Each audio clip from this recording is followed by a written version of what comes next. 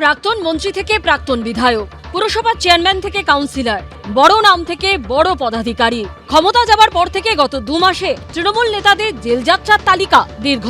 প্রাক্তন দমকল মন্ত্রী সুজিত বসু থেকে প্রাক্তন পরিবহন প্রতিমন্ত্রী ও বিষ্ণুপুরের তৃণমূল বিধায়ক দিলীপ মণ্ডল, প্রাক্তন কারামন্ত্রী উজ্জ্বল বিশ্বাস থেকে প্রাক্তন উত্তরবঙ্গ উন্নয়ন মন্ত্রী উদয়ন গুহ, হুগলির তারকেশ্বরের প্রাক্তন বিধায়ক রামেন্দ্র সিংহ রায় কে নেই এই তালিকায়।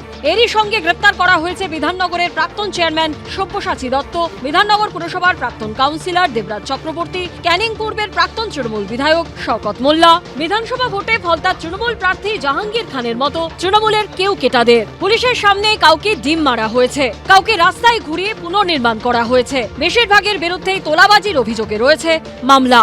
এছাড়াও প্রতারণা, অপরাধমূলক বিশ্বাসভঙ্গের মতো বিভিন্ন অভিযোগ রয়েছে তৃণমূলের একদা এই হেভিওয়েটদের নামে। তোলাবাজির অভিযোগে গ্রেপ্তার করা হয়েছে বিধাননগরের প্রাক্তন চেয়ারম্যান সব্যসাচী দত্তকে। হুমকির অভিযোগে গ্রেপ্তার করা হয় প্রাক্তন পরিবহন প্রতিমন্ত্রী দিলীপ মণ্ডলকে। পুরনিয়োগ দুর্নীতি মামলায় ইডির হাতে গ্রেপ্তার হয়েছেন প্রাক্তন দমকল মন্ত্রী সুজিত বসু।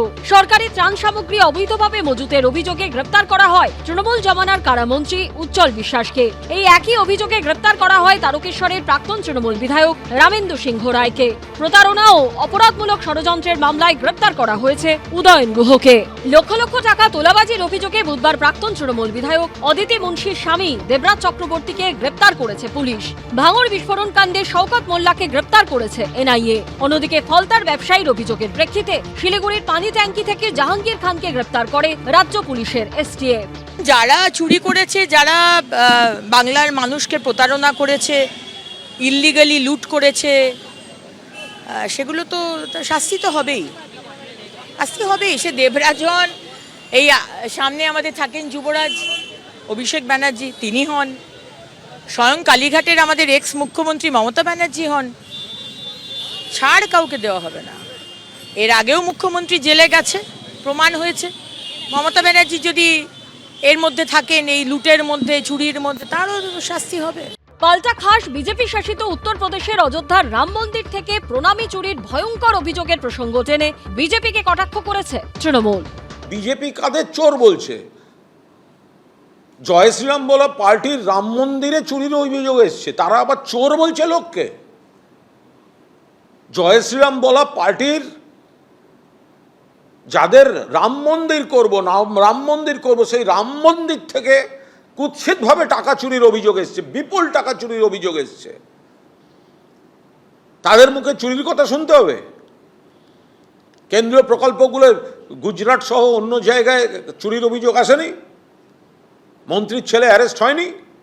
একদিকে অভিযোগের পাহাড় তৃণমূল নেতাদের একাংশের বিরুদ্ধে, পরপর গ্রেপ্তারি, আর তা ঘিরেই সরগরম রাজ্য রাজনীতি। সন্দীপ সরকার ও আশাবুল হোসেনের রিপোর্ট, এবিপি আনন্দ।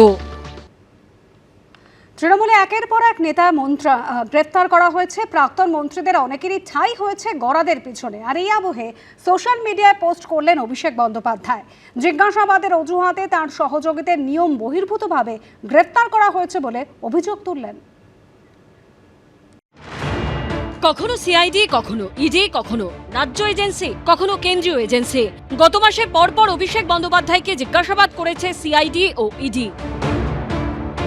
তার আত্মসহায়ক সুমিত রায়ের বিরুদ্ধে জারি করা হয়েছে লুকআউট সার্কুলার। এদিকে প্রায় প্রতিদিনই তৃণমূলের কোনো না কোনো ছোট বড় মেজো নেতা গ্রেপ্তার হচ্ছেন কিংবা জেরার মুখে পড়ছেন। বুধবারই গ্রেপ্তার করা হয়েছে অভিষেক বন্দ্যোপাধ্যায়ের ঘনিষ্ঠ দেবরাজ চক্রবর্তীকে। এই আবহে বৃহস্পতিবার সোশ্যাল মিডিয়ায় সুর চড়ান অভিষেক বন্দ্যোপাধ্যায়।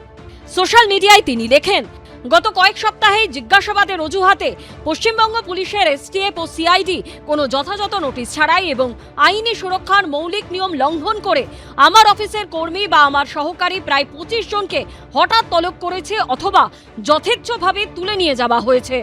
পোস্টের পরের অংশে আরও এক ধাপ এগিয়ে অভিষেক বন্দ্যোপাধ্যায় দাবি করেন, আমার বিরুদ্ধে মিথ্যে বয়ান দেওয়ার জন্য তাদেরকে ভয় দেখানো হচ্ছে, হুমকি ও চাপ প্রয়োগ করা হচ্ছে, তাদের ফোন আড়ি পাতা হচ্ছে, এমনকি পরিবারের মহিলা সদস্যদেরও হয়রানি ও হুমকি দেওয়া হচ্ছে। ওনার অ্যাসোসিয়েটদেরকে গ্রেপ্তার করাতে যদি অসুবিধা হয়, তাহলে আমি তো পুলিশ প্রশাসনকে বলবো ওনারও গ্রেপ্তারি হওয়ার সম্ভাবনা তো সব দিক থেকে দেখা যাচ্ছে। অ্যাসোসিয়েটদের সাথে তাহলে উনি থাকতে পারবেন গ্রেপ্তার হলে, ওনারও গ্রেপ্তার হলে পরে ভালোই হয়, সবাই মিলে একসাথে বসবেন জেলের ভেতরে। পোস্টের শেষ লাইনে অভিষেক বন্দ্যোপাধ্যায় লিখেছেন, শেষ নিঃশ্বাস পর্যন্ত মাথা নত করব না। এবিপি আনন্দ, এগিয়ে থাকে, এগিয়ে রাখে।